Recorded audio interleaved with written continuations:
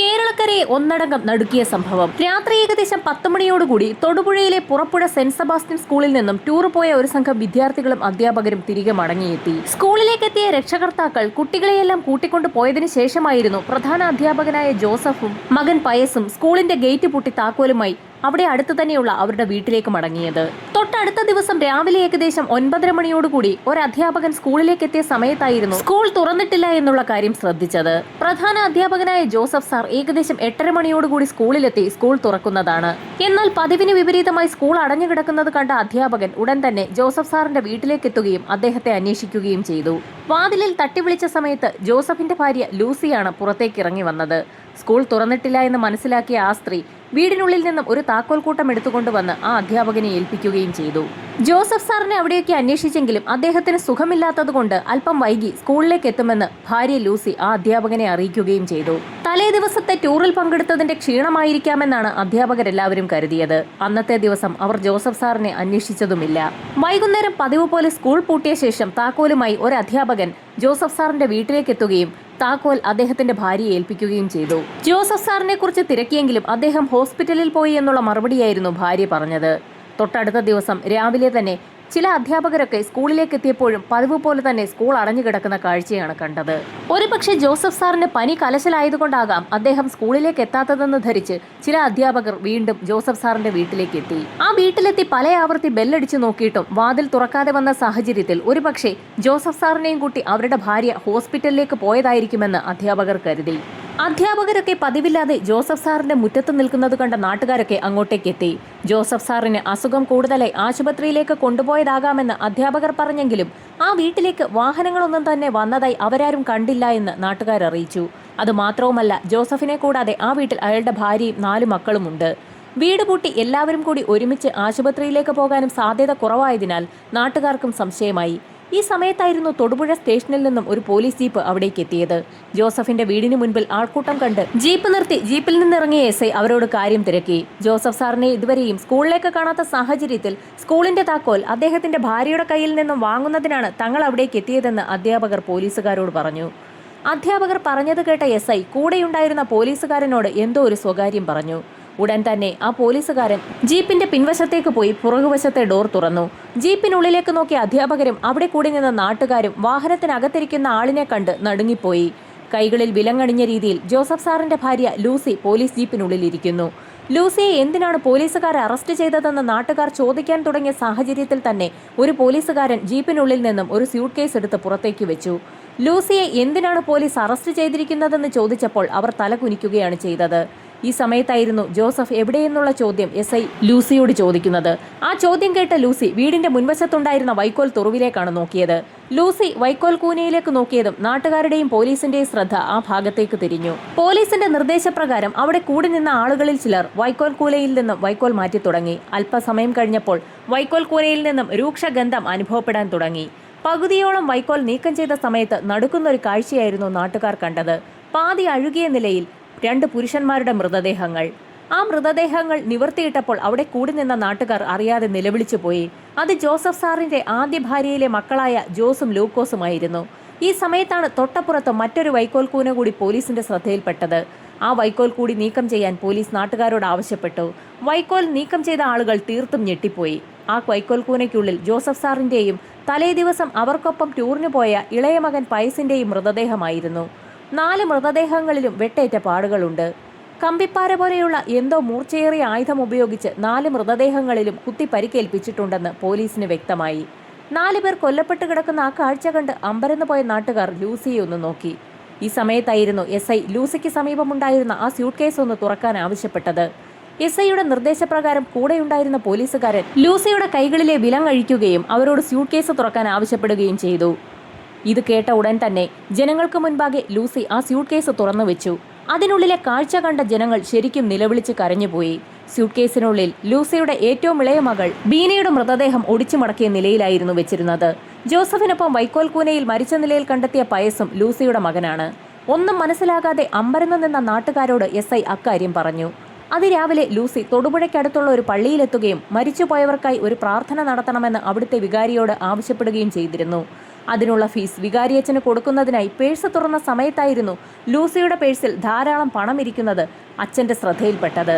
Joseph സാറിന്റെ കുടുംബത്തെ നേരത്തെ തന്നെ അറിയാവുന്ന ഫാദർ എന്തുകൊണ്ടാണ് ഇത്രയധികം പണം ലൂസി കൈവശം കൊണ്ട് നടക്കുന്നതെന്ന് അപ്പോൾ തന്നെ അവരോട് ചോദിച്ചു. വീട്ടിൽ ആളില്ലാത്തതുകൊണ്ടാണ് പണം മുഴുവൻ താൻ പേഴ്സിൽ കൊണ്ടു നടക്കുന്നതെന്നായിരുന്നു ലൂസി പറഞ്ഞ മറുപടി. ജോസഫ് എവിടെയെന്ന് ഫാദർ ചോദിച്ചെങ്കിലും പനിയായതിനാൽ അദ്ദേഹം ആശുപത്രിയിൽ പോയിരിക്കുകയാണെന്നും അവൾ വ്യക്തമാക്കി. ഈ സമയത്താണ് ലൂസിക്ക് സമീപം വെച്ചിരുന്ന സ്യൂട്ട് കേസ് ഫാദറിന്റെ ശ്രദ്ധയിൽപ്പെട്ടത്. അതിലെന്താണെന്ന് എത്ര ആവർത്തിച്ച് ചോദിച്ചിട്ടും ലൂസി മറുപടി പറഞ്ഞിരുന്നില്ല. ഒടുവിൽ ആ സ്യൂട്ട് കേസ് തുറക്കാൻ ഫാദർ നിർബന്ധിച്ചു. നിർബന്ധം സഹിക്കവയ്യാതെ വന്നപ്പോൾ സ്യൂട്ട് കേസിന്റെ താക്കോൽ ലൂസി അവിടെയുണ്ടായിരുന്ന കപ്പ്യാരെ ഏൽപ്പിച്ചു. സ്യൂട്ട് കേസ് തുറന്നു നോക്കിയ ഫാദറും കപ്പ്യാരും ഒരുപോലെ ഞെട്ടി. സ്യൂട്ട് കേസിനുള്ളിൽ ലൂസിയുടെ ഇളയ മകൾ ബീനയുടെ ശവശരീരം ഒടിച്ചു മടക്കിയ നിലയിൽ വെച്ചിരുന്നു. ഉടൻ തന്നെ വിവരം സമീപത്തുള്ള പോലീസ് സ്റ്റേഷനിൽ അറിയിക്കുകയും SI ഉൾപ്പെടുന്ന സംഘം സംഭവസ്ഥലത്തെത്തി ലൂസിയെ കസ്റ്റഡിയിലെടുക്കുകയുമായിരുന്നു. ഇത്രയും കൊലപാതകങ്ങൾ എന്തിനാണ് നടത്തിയതെന്നുള്ള നാട്ടുകാരുടെയും പോലീസിന്റെയും ആവർത്തിച്ചുള്ള ചോദ്യത്തിനുത്തരമായി ലൂസി ആ കഥ പറഞ്ഞു തുടങ്ങി. ജോസഫ് സാറിന്റെ ഭാര്യ മരിച്ച സമയത്ത് വളരെ പ്രതീക്ഷയോടുകൂടിയായിരുന്നു അദ്ദേഹത്തിന്റെ രണ്ടാം ഭാര്യയായി ലൂസി ആ വീട്ടിലേക്ക് എത്തിയത്. ആ സമയത്ത് ജോസ്, ലൂക്കോസ് എന്നീ 2 മക്കൾ ജോസഫിനുണ്ടായിരുന്നു. ആ 2 കുട്ടികളെയും സ്വന്തം മക്കളെപ്പോലെയായിരുന്നു ലൂസി വളർത്തിയത്. പോകെ പോകെ ജോസഫിന്റെ സ്വഭാവത്തിൽ പ്രകടമായ മാറ്റങ്ങൾ വന്നു തുടങ്ങി. ചെറിയ കാര്യങ്ങൾക്ക് പോലും ലൂസിയെ ഉപദ്രവിക്കുന്ന ശീലമായിരുന്നു അയാളുടേത്. വിവാഹ സമയത്ത് ലൂസിയുടെ വീട്ടിൽ നിന്നും കൊടുത്ത സ്ത്രീധനം കുറഞ്ഞുപോയി എന്ന പേരിലായിരുന്നു മിക്ക ദിവസങ്ങളിലും അവർ തമ്മിൽ വഴക്കുണ്ടായിരുന്നത്. മർദ്ദനം സഹിക്കവയ്യാതെ ലൂസി ആ വിവരങ്ങളൊക്കെ തന്റെ സഹോദരൻ ജോയിയെ അറിയിക്കുകയും അത് ചോദിക്കുന്നതിനായി ജോയി ഒരു ദിവസം ജോസഫിന്റെ വീട്ടിലേക്ക് എത്തുകയും ചെയ്തു. 1ഉം 2ഉം പറഞ്ഞ് ജോസഫും ജോയിയും തമ്മിൽ വലിയ വഴക്കുണ്ടായി. ജോയി ആ വീട്ടിൽ നിന്നും പോയ ശേഷം ജോസഫ് അയാളുടെ ഒരു സഹോദരനെ ആ വീട്ടിലേക്ക് വിളിച്ചു വരുത്തുകയും സഹോദരനും ജോസഫും ചേർന്ന് അന്ന് ലൂസിയെ ഒരുപാട് മർദ്ദിക്കുകയും ചെയ്തു. ജോസഫും സഹോദരനും ചേർന്ന് ലൂസിയെ മർദ്ദിച്ച വിവരവും ലൂസി തന്റെ സഹോദരനായ ജോയിയെ അറിയിച്ചിരുന്നു. വിവരമറിഞ്ഞ ജോയി അത് ചോദിക്കുന്നതിനായി തന്റെ വീട്ടിലേക്ക് എത്തുമെന്ന് നേരത്തെ തന്നെ മനസ്സിലാക്കിയ ജോസഫ് അയാളുടെ സഹോദരനെയും കൂട്ടി ജോയിയെ നേരിടാൻ അവിടെ കാത്തിരുന്നു. സഹോദരി ലൂസിയെ മർദ്ദിച്ച വിവരം ചോദിക്കാനെത്തിയ ജോയിയെ അവിടെയിട്ട് ജോസഫും അയാളുടെ സഹോദരനും ചേർന്ന് അതിക്രൂരമായി ഉപദ്രവിച്ചു. ആ പ്രശ്നത്തിൽ ഇടപെടുന്നതിനിടയിൽ ലൂസിക്കും ഒരുപാട് മർദ്ദനമേറ്റു.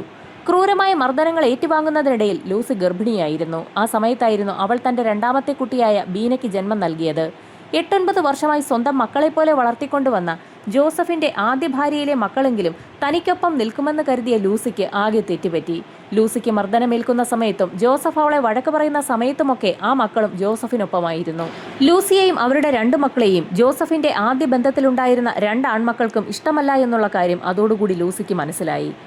ജോസഫിന്റെ മൂത്ത മക്കളായ ജോസിനെയും ലൂക്കോസിനെയും ഒഴിവാക്കാൻ തന്നെ ലൂസി തീരുമാനിച്ചു. ആ സമയത്തായിരുന്നു ജോസഫ് സാറിന്റെ സ്കൂളിൽ നിന്നും മലമ്പുഴയിലേക്ക് വിനോദയാത്ര പുറപ്പെടുന്നത്. ഇളയ മകൻ പൈസിനെയും കൊണ്ടായിരുന്നു ജോസഫ് വിനോദയാത്രയ്ക്ക് പോയത്.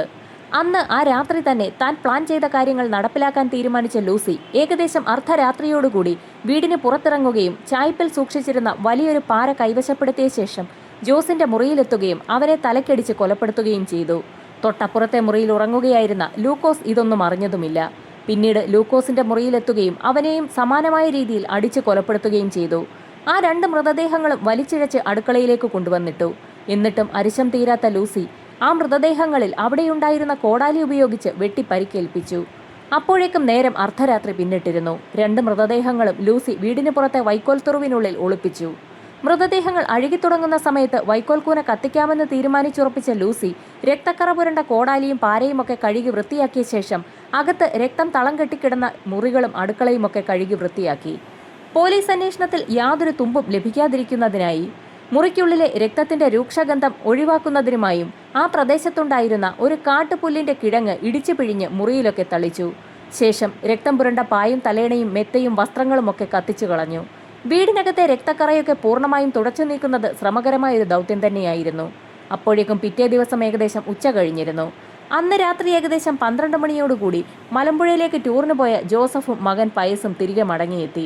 വീട്ടിലെത്തിയ ജോസഫ് തന്റെ മൂത്ത 2 മക്കളെയും തിരക്കിയെങ്കിലും അവർ ഉറക്കത്തിലാണെന്നായിരുന്നു ലൂസി പറഞ്ഞ മറുപടി.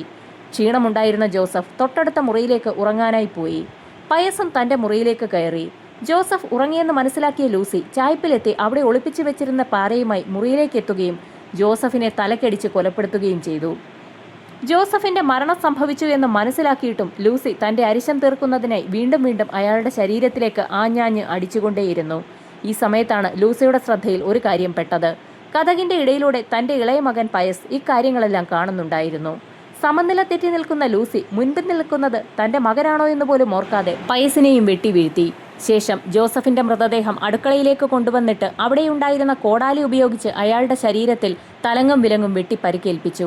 പയസിന്റെയും ജോസഫിന്റെയും മൃതദേഹങ്ങൾ അവിടെയുണ്ടായിരുന്ന മറ്റൊരു വൈക്കോൽ കൂനയ്ക്കുള്ളിൽ ഒളിപ്പിച്ചു. കൊലപ്പെടുത്താൻ ഉപയോഗിച്ച ആയുധങ്ങൾ കഴുകി വൃത്തിയാക്കിയ ശേഷം വീടിനുള്ളിലേക്ക് കടന്ന ലൂസി പഴയതുപോലെ തന്നെ രക്തം തളം കെട്ടിക്കിടന്ന മുറികളും അടുക്കളയും ഒക്കെ കഴുകി വൃത്തിയാക്കുകയും പോലീസിന് ഒരു തുമ്പും ലഭിക്കാതിരിക്കുന്നതിനായി കാട്ടുപുല്ലിന്റെ കിഴങ്ങ് ചതച്ച ശേഷം അതിന്റെ നീര് അവിടെയൊക്കെ തളിക്കുകയും ചെയ്തു.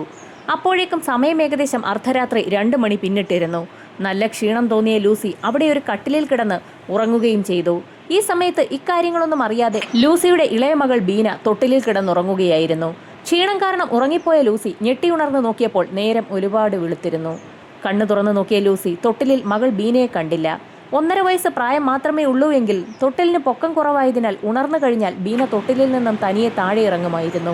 മുറിക്കുള്ളിൽ നിന്നും മകളെ അന്വേഷിച്ച് പുറത്തിറങ്ങിയ ലൂസി കാണുന്നത് തൊട്ടപ്പുറത്തുണ്ടായിരുന്ന പടിക്കെട്ടിൽ നിന്നും തലയടിച്ച് താഴെ വീണ നിലയിൽ അനക്കമില്ലാതെ കിടക്കുന്ന മകൾ ബീനയെയാണ്. മകളെ ആ വീടിനുള്ളിൽ ഉപേക്ഷിച്ചിട്ട് പോകാൻ മനസ്സ് തോന്നാത്ത ലൂസി അവളുടെ മൃതദേഹം ഒരു സ്യൂട്ട് കേസിനുള്ളിലേക്ക് ഒടിച്ചു മടക്കി വെക്കുകയായിരുന്നു. എന്നാൽ ആ കഥ പോലീസിന് അത്ര വിശ്വസനീയമായിരുന്നില്ല. പിന്നീട് എന്താണ് സംഭവിച്ചതെന്ന് പോലീസ് ചോദിച്ചപ്പോൾ ലൂസിയുടെ മറുപടി ഇങ്ങനെയായിരുന്നു. അവിടെ അലമാരയിൽ സൂക്ഷിച്ചിരുന്ന പണം പേഴ്സിനുള്ളിലേക്ക് വെച്ച ശേഷം സ്യൂട്ട് കേസുമായി തൊടുപുഴയിലേക്ക് പോകാൻ തീരുമാനിച്ച ലൂസി അവിടെ എത്തിയപ്പോൾ പള്ളിയിലിറങ്ങി മക്കൾക്ക് വേണ്ടി ഒന്ന് പ്രാർത്ഥിക്കാൻ തീരുമാനിച്ചു. അങ്ങനെയായിരുന്നു തൊടുപുഴ വികാരിയെ കണ്ട് മരിച്ചുപോയവർക്ക് വേണ്ടി ഒരു പ്രാർത്ഥന ചൊല്ലാൻ ലൂസി ആവശ്യപ്പെട്ടത്. അവിടെ വെച്ചായിരുന്നു ലൂസിയുടെ പ്ലാൻ എല്ലാം പൊളിച്ചുകൊണ്ട് ഫാദർ വിവരങ്ങളെല്ലാം മനസ്സിലാക്കിയ ശേഷം പോലീസ് സ്റ്റേഷനിൽ വിവരമറിയിച്ചത്. നാടിനെ നടുക്കിയ കൊലപാതക വിവരമറിഞ്ഞ് ഉന്നത ഉദ്യോഗസ്ഥർ സംഭവസ്ഥലത്തെത്തി. ഉടൻ തന്നെ ഇൻക്വസ്റ്റ് നടപടികൾ ആരംഭിക്കുകയും ഫോറൻസിക് സംഘം കിട്ടാവുന്നത്ര തെളിവുകൾ ശേഖരിക്കാൻ തുടങ്ങുകയും ചെയ്തു. ലൂസിക്കെതിരെ ശക്തമായ തെളിവുകൾ ശേഖരിച്ചില്ല എങ്കിൽ കോടതിയിൽ അവർ മൊഴിമാറ്റി പറയാൻ സാധ്യതയുള്ളതിനാൽ ലൂസിയുടെ സഹോദരനെ കൂടി പോലീസ് കസ്റ്റഡിയിലെടുത്തു. ജോസഫും ലൂസിയും തമ്മിൽ നിരന്തരം വഴക്കുണ്ടായ കാര്യവും അത് ചോദിക്കാനായി അയാൾ എത്തിയപ്പോൾ ജോസഫിന്റെ സഹോദരൻ അവരെ രണ്ടുപേരെയും മർദ്ദിച്ച വിവരവും ജോയി പോലീസിന് മുൻപാകെ മൊഴി നൽകി. എന്നാൽ പോലീസിന്റെ ചോദ്യം ചെയ്യലിൽ ജോസഫിന്റെ സഹോദരൻ അക്കാര്യങ്ങളെല്ലാം നിഷേധിച്ചു. അങ്ങനെയൊരു സംഭവമേ ഉണ്ടായിട്ടില്ല എന്നാണ് മൊഴി നൽകിയത്. വ്യത്യസ്തങ്ങളായ 2 മൊഴികൾ പോലീസ് സംഘം വിശദമായി തന്നെ രേഖപ്പെടുത്തി. എല്ലാ തെളിവുകളോടും കൂടി കേസ് പൂർത്തിയാക്കിയ പോലീസ് സംഘം കോടതിയിൽ കുറ്റപത്രം സമർപ്പിച്ചു. എറണാകുളം സെഷൻസ് കോടതി ജഡ്ജി ലൂസിക്ക് വധശിക്ഷ വിധിച്ചു. വധശിക്ഷയ്ക്ക് വിധിക്കപ്പെട്ട ലൂസി ഹൈക്കോടതിയിൽ അപ്പീൽ നൽകി. അവളുടെ അപ്പീൽ പരിഗണിച്ച ഹൈക്കോടതി ലൂസിയുടെ വധശിക്ഷ ജീവപര്യന്തമാക്കി കുറച്ചു.